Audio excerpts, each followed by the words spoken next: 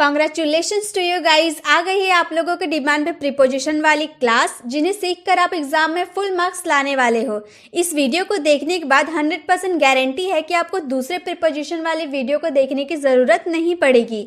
So guys कहीं मत जाइए और प्रीपोजिशन वाली डर को इस वीडियो में ही भगा दीजिए। तो सबसे पहले प्रीपोजिशन का मतलब क्या होता है। प्रीपोजिशन बना है दो वर्ड्स से मिलकर, प्री और पोजीशन। प्री का मतलब होता है पहले और पोजीशन का मतलब होता है जगह। तो किसी जगह पर पहले आने वाले वर्ड्स को प्रीपोजिशन कहते हैं। ये तो हो गई बेसिक चीजें। अब इसके रियल मीनिंग को समझते हैं। ऐसे शब्द जो नाउन या प्रोनाउन के दूसरे जो शब्द है वाक्य में उससे रिश्ता बताता है, यानी कि रिलेशन बताता है।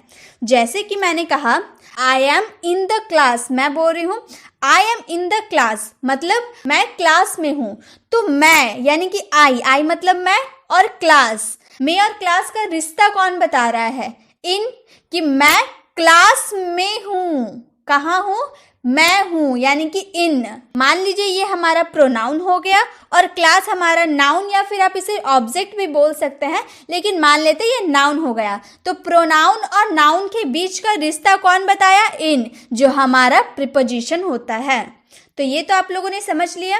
अब हम इसमें कौन कौन से प्रीपोजिशन सीखने वाले हैं वो मैं बता देती हूँ। स्क्रीन पर जितने भी आप प्रीपोजिशन देख रहे हैं ये इस वीडियो में आप सारे को सीखने वाले हैं। प्रीपोजिशन के अंदर मेनली आपको 4 बातों को ज्ञान होता है।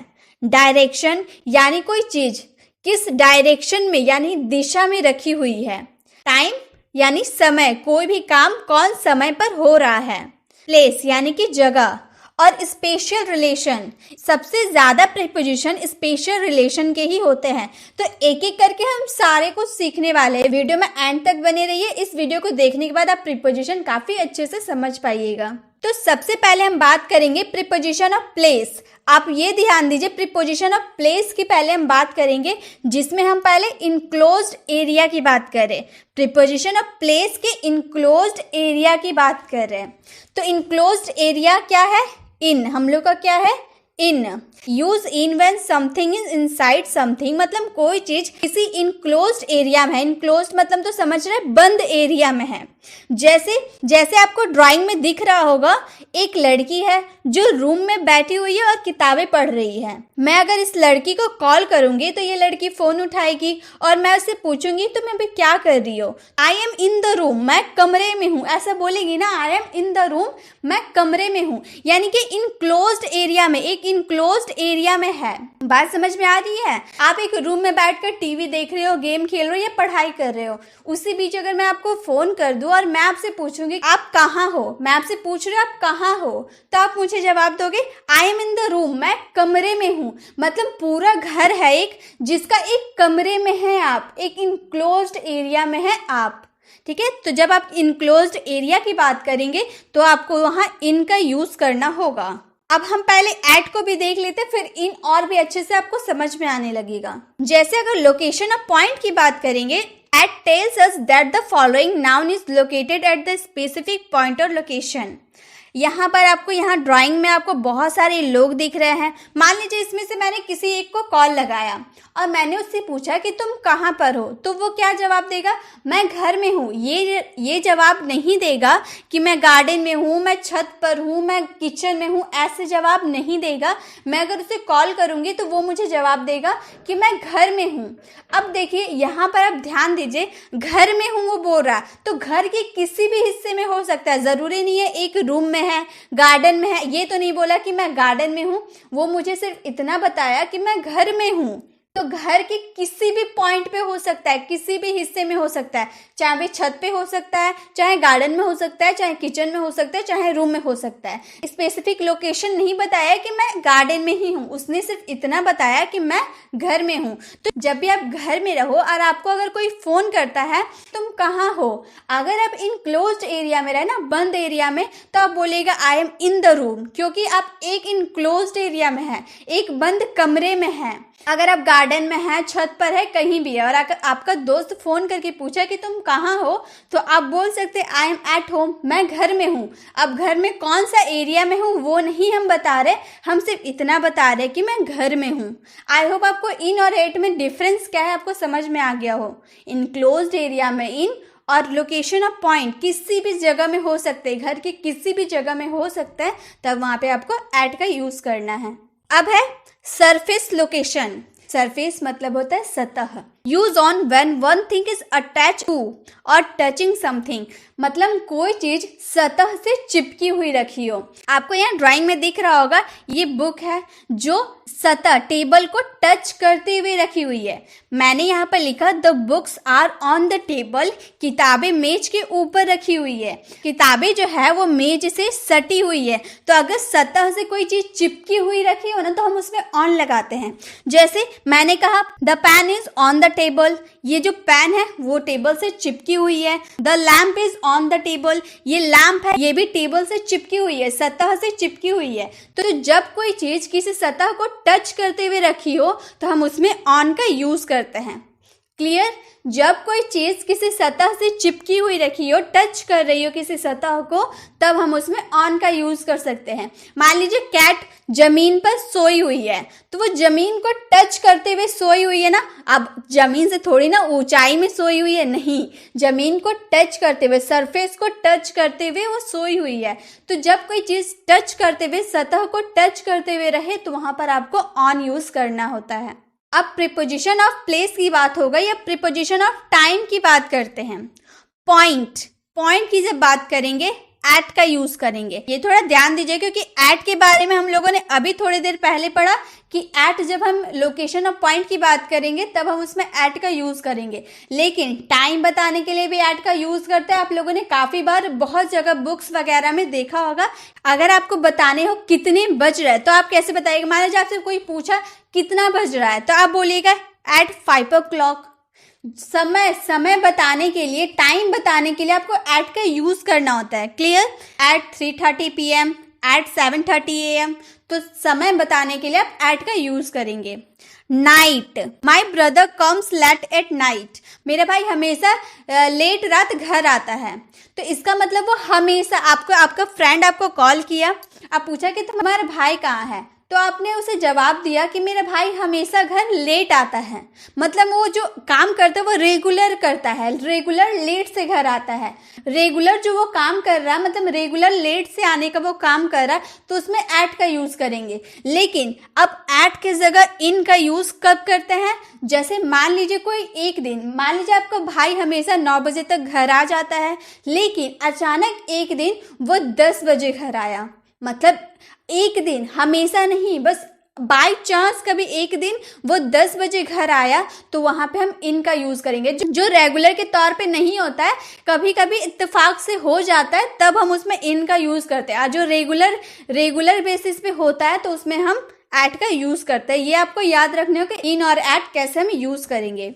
और एट का यूज हम करते हैं हॉलीडेज के लिए, at the weekend, at the Christmas. यहाँ सिर्फ क्रिसमस लिखे हैं, डे नहीं लिखे, सिर्फ क्रिसमस लिखे हैं। इनका यूज हम क्या चीज के लिए करते हैं?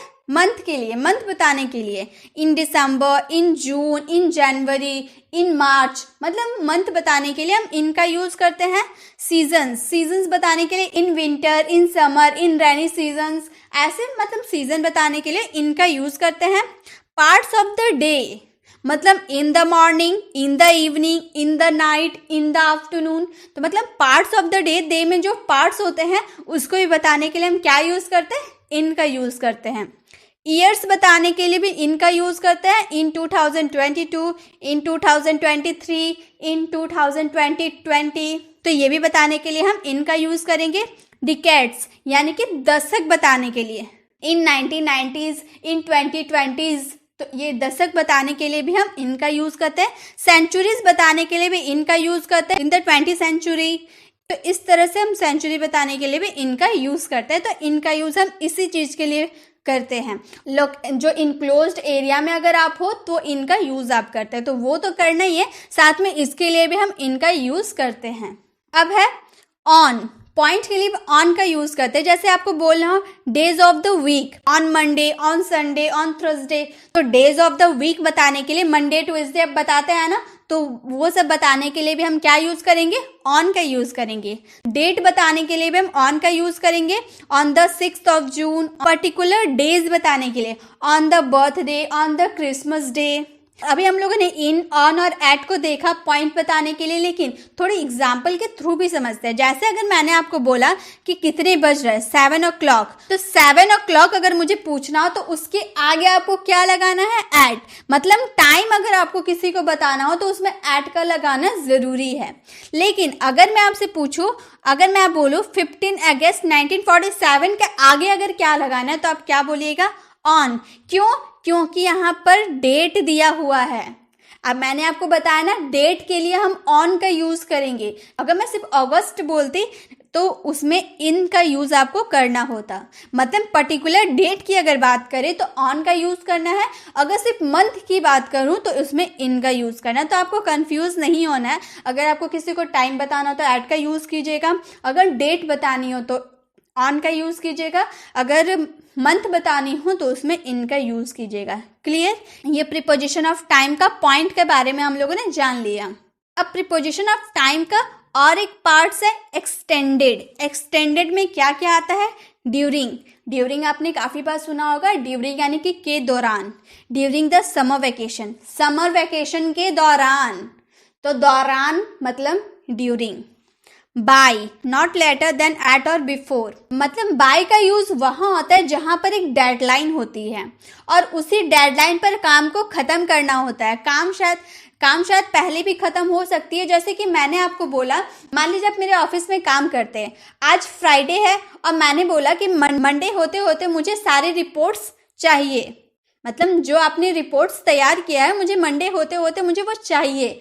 तो अब आपका क्या काम है, रिपोर्ट्स को तैयार करके मुझे मंडे तक, मंडे डेडलाइन है, मंडे तक ही आपको सबमिट करना है मेरे पास। लेकिन हो सकता है आप संडे तक ही वो क्लियर कर दे और संडे को मुझे सबमिट कर दे। मतलब आप पहले कर सकते हैं लेकिन मंडे के बाद नहीं कर सकते हैं, मंडे ही आपका डेडलाइन है। तो ऐसे के लिए हम क्या यूज करेंगे, बाय का यूज करेंगे कि एक आपको डेडलाइन दिया रहेगा, उससे पहले भले आप सबमिट कर दो लेकिन उसके बाद आप नहीं करोगे, आप अपनी डेडलाइन पे ही काम को खत्म करना होगा आपको। अब है फ्रॉम टू। फ्रॉम और टू बताता है काम कब से शुरू और कब खत्म हुई। 10 AM से शुरू हुआ है और कब खत्म होगा, 5 PM तक खत्म होगा। तो इस वाले सेंस के लिए आप फ्रॉम और टू का यूज करना है। अब है फोर। फोर का यूज किसी भी स्पेसिफिक टाइम के लिए यूज नहीं होता है। ये मैंने आपको टेंस वाली वीडियो में भी बताया था कि फोर का यूज स्पेसिफिक टाइम के लिए यूज नहीं होता है। जैसे मैंने कहा वह 2 घंटे से खेल रही है, अब 2 घंटा जो मैंने बोला, स्पेसिफिक टाइम तो नहीं बताया कि वो 5 बजे से खेल रही, कि 4 बजे से खेल रही, वो तो मैंने नहीं बताया। मैंने सिर्फ इतना बताया कि 2 घंटे से खेल रही। तो इस वाले सेंस के लिए 2 घंटे से खेल रही तो आपको फोर का यूज करना होता है। लेकिन सिंस का यूज कब करना है, जब आपका पर्टिकुलर टाइम हो। जैसे मैंने कहा वो सुबह से खेल रही है, 2 घंटा नहीं बोले, सुबह से खेल रही है, तो आपको पता है ना कब से खेल रही है, सिंस मॉर्निंग, सुबह से खेल रही है। तो जब आपको पर्टिकुलर टाइम पता हो तो उसमें सिंस का यूज कीजिएगा, लेकिन जब आपको पर्टिकुलर टाइम का पता ना हो तो उसमें आपको फोर का यूज करना। तो सिंस और फोर में बस इतना ही है जो आपको समझना है, बस हो गया, फोर और सिंस भी खत्म। हम बात करेंगे preposition of direction. Preposition of direction, movement to a surface, movement to a surface, on और ऑन टू का। ऑन और ऑन टू का यूज हम किस तरह करेंगे, the cat jumped onto the table. मान लीजिए ये कैट थोड़ी देर पहले यहाँ पे बैठी हुई थी, यहाँ से उसने छलांग मारा और इस पे जाकर वो बैठ गई। तो मतलब पहले वो जमीन पे थी ना, नीचे थी, उसने अपना सरफेस बदला और चेयर पे आ गई। मतलब मूवमेंट हुआ ना, नीचे से वो ऊपर गई, मूवमेंट हुआ, तो वहां पे आपको ऑन टू का यूज करना है। जब सरफेस बदलेगी ना तब वहां पे आपको ऑन टू का यूज करना है। वो जमीन से ऊपर गई, अपना सरफेस को उसने बदल दिया, तो वहां पे आपको ऑन टू का यूज करना है। आई होप आपको ये समझ में आ रहा होगा। और लेकिन अगर the cat jumped on the table, on the table कब यूज करेंगे, मान लीजिए कैट जो है ये टेबल पे ही उछल कूद कर रही है, ये नीचे से ऊपर नहीं गई, टेबल पे ही उछल रही है, जंप कर रही है, अपना सतह तो नहीं चेंज कर रही, बस टेबल पे ऊपर जा रही, नीचे आ रही, ऊपर जा रही, नीचे आ रही, तो वहां अपने सतह को चेंज नहीं कर रही है, तो वहां हम ऑन का यूज करेंगे। क्लियर। जब अपने सतह को वो चेंज करके नीचे से ऊपर गई तब उसमें ऑन टू का यूज करना है, लेकिन जब वो अपने सतह पे ही भले अब मूवमेंट कर रही है लेकिन अपनी सतह पे ही है तो उसमें हम ऑन का यूज करेंगे। मूवमेंट हो रहा लेकिन उसने अपनी सतह को चेंज नहीं किया है। क्लियर। ऑन और ऑन टू बस इतना ही था। आई होप आपको ये भी समझ में आ रहा होगा। अब है movement toward an enclosed area. Enclosed area, ये सब बातों पे आप ज्यादा ध्यान दो। इन और इनटू का यूज करना है। जैसे कि the cat is going into the box. Cat यहाँ थी, आप पॉइंट देख सकते हैं, कैट यहाँ थी, यहाँ से जंप करके ये बॉक्स के अंदर गई, मतलब एक इनक्लोज्ड एरिया के वो अंदर गई। बॉक्स तो इनक्लोज्ड है तो वो बाहर से इनक्लोज्ड एरिया में गई तो वहां आपको इनटू का यूज करना था। Cat is going into the box. मान लीजिए आपको केक बनाना है, आप केक के लिए सब रेडी कर दिए और उसके बाद उसे ओवन में डाल दिए, मतलब उसे उठा के ओवन में डाले। सतह तो चेंज हो रहा लेकिन आप केक को इनक्लोज्ड एरिया में बंद कर रहे हैं ना, तो इनक्लोज्ड एरिया में केक जा रहा तो वहां इनटू का यूज होगा। सतह भले चेंज हो रहा लेकिन वो जा रहा इनक्लोज्ड एरिया में। क्लियर। ऑन टू में जब देखे थे तो वो सतह चेंज हो रहा था लेकिन वो इनक्लोज्ड एरिया में नहीं था, वो खुला एरिया में था। लेकिन यहाँ पे हम लोग क्या देख रहे हैं, सतह, बिल्ली ने सतह चेंज किया, बाहर से अंदर गई लेकिन क्लोज्ड एरिया में गई, इसलिए हम लोगों ने इनटू का यूज किया।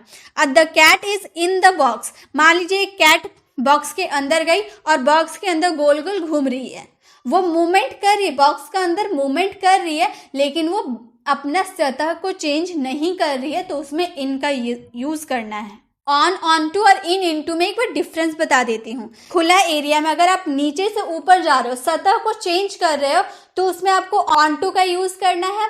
सतह चेंज करते हुए इनक्लोज्ड एरिया में जा रहे हो तो उसमें आपको इनटू का यूज करना है। क्लियर। बस इतना ही था। अगर आपको नहीं समझ में आ रहा आप फिर से इसे देख सकते हैं, क्योंकि गाइस अगर आप मेरी बात को ध्यान से सुन रहे हो तो आपको जरूर समझ में आ रहा होगा। मूवमेंट टूवर्ड डेस्टिनेशन, टू और टूवर्ड्स का यूज। जैसे I am going to Taj Mahal, मैं ताजमहल जा रहा हूं, मतलब आप यहां से गए और ताजमहल चले गए। ठीक है, आप ताजमहल ही जा रहे हैं। आपको अगर आपसे किसी ने पूछा कि आप कहाँ जा रहे हैं तो आप बोलेंगे ना मैं ताजमहल जा रहा हूँ, तो आप सिंपल बोलेंगे I am going to Taj Mahal. लेकिन अगर आपको ताजमहल नहीं जाना है, ताजमहल के आसपास बहुत बढ़िया रेस्टोरेंट है, आपको वहां जाना है, तो आप बोलिएगा आई am going towards the Taj Mahal, मतलब आप ताजमहल नहीं जा रहे लेकिन ताजमहल से होते हुए रेस्टोरेंट की तरफ जा रहे हैं, मतलब जो रेस्टोरेंट का रास्ता है ताजमहल से होते हुए जाता है। अगर आपको सिर्फ इतना बोलना हो कि मैं ताजमहल जा रहा हूं तो I am going to Taj Mahal बोलिएगा। लेकिन आपको बोलना कि मैं ताजमहल की ओर से रेस्टोरेंट जा रहा हूँ, मतलब जो रेस्टोरेंट का रूट है ताजमहल की ओर से ही जाता है, इसलिए हम लोग उसमें बोले आई am going towards the Taj Mahal. Clear. अब देखेंगे preposition of special relation. Limits की पहले बात कर लेते हैं, इसमें अलोंग और अराउंड का यूज होता है। अब हम अलोंग और अराउंड एक साथ सीखने वाले। जैसे ये आदमी आपको दिख रहा है, ये क्या कर रहा है, रोड का सीधे जा रहा, सीधे जाने के लिए हम अलोंग का यूज करेंगे। आप मान लीजिए आप अपने फ्रेंड के घर जा रहे हैं, आपका फ्रेंड का घर सीधा है तो आप अपने घर से निकले और सीधा रोड का सीधा सीधा जा रहे हैं अपने फ्रेंड के घर। लेकिन अगर मैं बोलूं is walking around the road, ये आदमी सीधा तो जा रहा, मान लीजिए उसके बाद रास्ता खराब था, बहुत ही टूटा फूटा था, जाने लायक नहीं था, तो वो आदमी क्या करेगा, घूम कर जाएगा ना, तो घूम कर जाने के लिए ही अराउंड का यूज करेंगे। आप अपने फ्रेंड के घर जा रहे हैं, बीच रास्ता में कार एक्सीडेंट हो गया, कार एक्सीडेंट हुआ है तो सीधे सीधे घुस के तो नहीं जाओगे, आप घूम कर ही वहां से घूम कर ही जाओगे, तो घूम कर जाने के लिए ही अराउंड का यूज करेंगे। सीधे जाने के लिए हम अलोंग का यूज करेंगे और घूम फिर कर जाने के लिए अराउंड का यूज करेंगे। क्लियर। अब है रिलेटिव पोजीशन, अबव का यूज। जैसे मैंने कहा the clock is above the table, यहाँ जो क्लॉक है ये टेबल के ऊपर रखी हुई है। अब मैंने बोला टेबल के ऊपर रखी हुई है, यानी कि ये थोड़ी है कि टेबल से टच करते हुए हो, नहीं, इसका मतलब अबव का यूज तब कीजिएगा जब कोई चीज सतह से दूर रखी हो, यहाँ टेबल है, ये इतना दूर में टेबल है, इससे इतना दूरी में क्लॉक है। जो हमारा घड़ी है बहुत दूर है, टेबल से दूरी पे है, तब वहाँ अबव का यूज़ करेंगे। मान लीजिए आप बैठे हुए, आपके सिर के ऊपर फैन है, मैंने बोला आपके सिर के ऊपर फैन है, तो इसका मतलब ये तो नहीं कि आप जो फैन है आपके सिर से चिपकी हुई है, नहीं, सिर से काफ़ी दूर है ना, तो उसमें हम अबव का यूज़ करेंगे। क्लियर? जो चीज़ सतह से चिपकी हुई नहीं हो, दूरी में हो, तो वहाँ आपको अबव का यूज़ करना है। इसी तरह से the clock is above the table, ये जो क्लॉक है ये टेबल से दूरी में है, तो इसी तरह से अबव का यूज़ करना है, जो सतह से चिपकी हुई ना हो तब आपको अबव का यूज़ करना है। अब है over, the dog jump over the fence, ये डॉग थोड़ी देर पहले यहाँ पे था, इसने कूद कर फेंस को पार किया।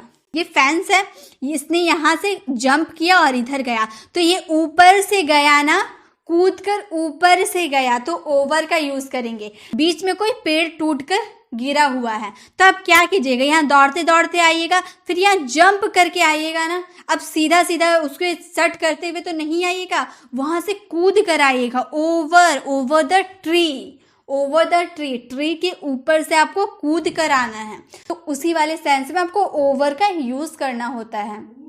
अब है अंडर, ओवर को हम लोगों ने जान लिया, अब अंडर को जानते हैं।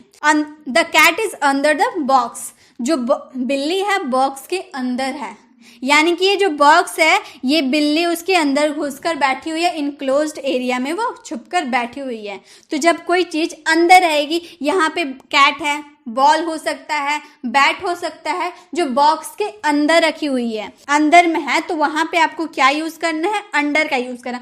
अब है below, below, the box is below the cat. अब इसमें क्या समझे, बॉक्स है, ये कैट है, तो कैसे समझेंगे? देखिए ये बॉक्स इतनी लेबल में है ना, लेबल की बात करें, कंपैरिजन की बात करें, ये लेबल इतनी लेबल है, इससे थोड़ी सी लेबल में बिल्ली है ना, मतलब बिलो द कैट, ये कैट से नीचे है बॉक्स, लेबल में नीचे है बॉक्स। मान लीजिए आप चेयर पे बैठे हैं, आपका भाई नीचे बैठा है, आप चेयर पे बैठे हैं, तो आप अपने भाई के लेबल्स के हिसाब से आप ऊंचे पे हैं, तो वहाँ बिलो का यूज़ करना है। जब कोई चीज़ लेबल में, कंपैरिजन में नीचे हो, तो वहाँ पे आपको बिलो का यूज़ करना है। क्लियर? अब है बिटवीन, अमंग, दोनों बहुत इजी है।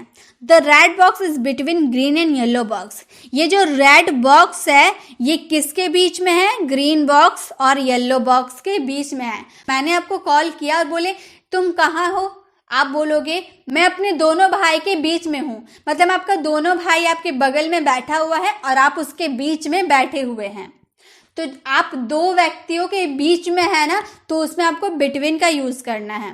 ठीक है, दो व्यक्तियों के बीच, दो वस्तुओं के बीच की जो भी बात करें, जब दो के बीच में अगर आप हो तो उसमें बिटवीन का यूज़ करना है।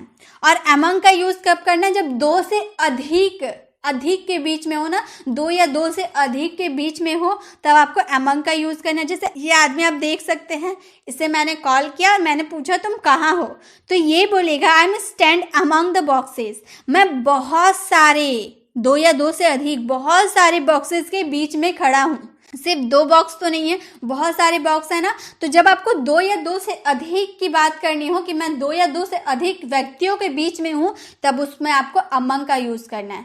क्या डिफरेंस है, अगर दो व्यक्तियों या दो वस्तुओं के बीच में अगर आप हो तो बिटवीन, अगर दो से अधिक व्यक्तियों या दो से अधिक वस्तुओं के बीच में अगर आप हो तो उसमें अमंग का यूज़ करना है। ये हो गया बिटवीन और अमंग। अब है इन front of, behind. In front of का मतलब होता है सामने और बिहाइंड का मतलब होता है पीछे। The cat is in front of the box, ये जो कैट है बॉक्स के सामने है। ड्राइंग में ही समझ में आ रहा, सामने है यानी कि इन फ्रंट ऑफ यूज करना है। The cat is behind the box, ये जो कैट पीछे छुपी हुई है ना, बॉक्स के पीछे है। जब आगे कोई चीज रहेगी तो उसमें इन फ्रंट ऑफ का यूज करना है, जब कोई चीज पीछे रहेगी तो उसमें बिहाइंड का यूज करना है। अब है near, the ball is near the box. ये जो बॉल है ना, ये बॉक्स के पास में है, तो पास, कोई चीज पास में रहेगी ना तो उसमें हम नियर का यूज करेंगे। ठीक है, पास के लिए नियर का यूज करना है। और फार फ्रॉम यानी कि दूर है। The ball is far from the box, ये बॉक्स से जो बॉल है ना दूरी में है। तो जब आपको पास रहने की बात करेंगे तो नियर, और दूर की बात करेंगे तो फार फ्रॉम का यूज करना है। अब है अक्रॉस और through. The went across the river. अब यहाँ पर आप ड्राइंग में देख सकते हैं एक रिवर है। अगर आप यहाँ पर है तो आपको जाने के लिए ये पुल को पार करके जाना पड़ेगा ना उस side. I went across the river, मैं रिवर के इस पार से उस पार गया, तो उसमें क्या यूज करेंगे, अक्रॉस का, इस पार से उस पार जाने के लिए। और अच्छे से क्लियर करूंगी, पहले इसे भी देख लेते हैं। The ball went through the window. मान लीजिए यहाँ एक बॉल है, ये बॉल यहाँ बाहर से अंदर आ गई, खिड़की को तोड़ते हुए अंदर आ गई। बाहर बहुत सारे बच्चे क्रिकेट खेल रहे थे, किसी बच्चे ने जोर से बॉल मारा और सीधा विंडो को तोड़ते हुए बॉल इधर आके गिर गया रूम में। अब दोनों तो मैंने एक ही बोला, ये भी इस पार से उस पार गया, ये भी उस पार से इस पार गया, लेकिन दोनों में डिफरेंस क्या है, बहुत ही बड़ा डिफरेंस है। क्या डिफरेंस है, अगर आप खुले एरिया की बात करें ना, ये देखिए यहाँ पर खुला एरिया है, आसमान है, पेड़ पौधे, पूरा खुला एरिया है। तो जब आप खुला एरिया में इस पार से उस पार जाएंगे तो उसमें अक्रॉस का यूज करना है। और ये देख सकते हैं ये बंद एरिया है, ये एक रूम है, रूम में ये खिड़की था, ये बाहर बच्चा खेल रहा था, उसने बॉल मारा तो ये इनक्लोज्ड एरिया में आकर गिरा। मतलब बंद एरिया से इस पार से उस पार, ये बंद एरिया से गया, खुला एरिया नहीं है। खिड़की है तो खिड़की तो बंद एरिया हुआ, तो इनक्लोज्ड एरिया से आया, इस पार से उस पार गया, तो उसमें आपको थ्रू का यूज करना है। डिफरेंस समझ में आया। खुला एरिया की बात करेंगे तो अक्रॉस का यूज करेंगे, और बंद इनक्लोज्ड एरिया की बात करेंगे तो उसमें थ्रू का यूज करेंगे। अब है ऑफ, आउट ऑफ। दोनों का में क्या डिफरेंस है। The cat jump off the table. मान लीजिए एक कैट यहाँ पर बैठी तो है, लेकिन इसका मूड चेंज हो गया, अब इसको इस पे बैठने का मन नहीं कर रहा, इसको मन कर रहा कि उछल कर नीचे आ जाए। तो मान लीजिए इसने यहाँ से जंप किया और नीचे आ गई, ऊपर से ये नीचे आ गई, तो उसी में हम लोग को ऑफ का यूज करना है। ये खुला एरिया है, टेबल जो रूम बहुत बड़ा है, पूरा खुला एरिया है, खुला एरिया से ऊपर से नीचे ये जंप कर गई। क्लियर, इसमें ऑफ का यूज करना। लेकिन अगर आप बोले the cat is coming out of the box, ये बॉक्स के अंदर बैठी थी बहुत शांति से, लेकिन अब इसको मन नहीं कर रहा बैठने का, इसने यहाँ से जंप किया और बाहर आ गई। दोनों का मतलब यही है, जंप कर रहा, लेकिन दोनों में डिफरेंस क्या है, ये खुला एरिया में था और ये बॉक्स के अंदर थी, इनक्लोज्ड एरिया से बाहर आ रही, ये खुला एरिया से बाहर आ रहा। दोनों में यही डिफरेंस है। अगर आपको खुला एरिया में अगर ऊपर से नीचे आना हो तो ऑफ का यूज करना है, अगर इनक्लोज्ड एरिया में आपको अंदर से बाहर आना है तो आपको उसमें आउट ऑफ का यूज करना है। अब है अप और डाउन। अप डाउन आपको समझ में आ रहा होगा। गोइंग अप द स्टेयर्स, ये देखिए ये दोनों सीढ़ी के ऊपर जा रहा है, मतलब ऊपर जा रहा है अप, गोइंग अप ऊपर जा रहा है। गोइंग डाउन द स्टेयर्स, ये सीढ़ियों से नीचे आ रहा है। अब इसने ऊपर गया, ऊपर जो इसने छत वगैरह जो देख लिया, उसके बाद इसका मन नहीं कर रहा ऊपर रहने का, इसलिए ये लोग नीचे आ गया। तो अब डाउन, द गोइंग डाउन, नीचे आ रहा है, तो ऊपर जाने के लिए अप, नीचे जाने के लिए डाउन। बस इतना ही था अप डाउन। तो गाइस इसी के साथ मैंने आपको सारे प्रीपोजिशन बता दिए एक ही वीडियो में। तो आप ही लोग की डिमांड पे मैं ये वीडियो लेकर आई थी गाइस। आई होप आपको पसंद आई होगी। अब आप एग्जाम में फुल मार्क्स ला सकते हैं। बहुत ही आसान था, बस आप मेरी जो बात मैंने बोला ना, जो आसान लैंग्वेज में समझाया ना, बस आप उसे ध्यान में रखिए। मैं नहीं बोल रही कि अप मतलब ऊपर होता है, डाउन मतलब नीचे होता है, हिंदी मीनिंग इसकी याद कर लो हो गया। नहीं, हिंदी मीनिंग बहुत जैसा एक होता है। इन का मतलब भी मैं होता है, एड का मतलब भी मैं होता है, लेकिन दोनों में डिफरेंस क्या होता है मैंने आपको बताया। तो इसीलिए डिफरेंस को पहचानिए, हिंदी पे मत जाइए। अगर आप हिंदी पे गए तो आप कभी नहीं पढ़ पाइएगा। इसीलिए जो मैंने जैसे समझाया आप उसी तरह से समझिए, आप एग्जाम में 100% फुल मार्क्स लाओगे ही। आप अब कमेंट में मुझे ज़रूर बताएं कि आपको ये वीडियो कैसी लगी। अगर आपको ये वीडियो अच्छी लगी तो मैं इसी तरह के प्रैक्टिस वाली क्लास जल्द ही लेकर आऊँगी, लेकिन आपको कमेंट में मुझे बताना होगा कि आपको वीडियो कैसी लगी। वीडियो अच्छी लगी तो वीडियो को लाइक ज़रूर करें। अगर आप चैनल पर नए हैं तो चैनल को सब्सक्राइब कर बेल आइकन ज़रूर क्लिक करें, ताकि जब भी मैं ऐसी वीडियो लाती रहूँ आप तक नोटिफिकेशन मिलती रहे। मिलते हैं नेक्स्ट वीडियो में, तब तक के लिए कीप लर्निंग।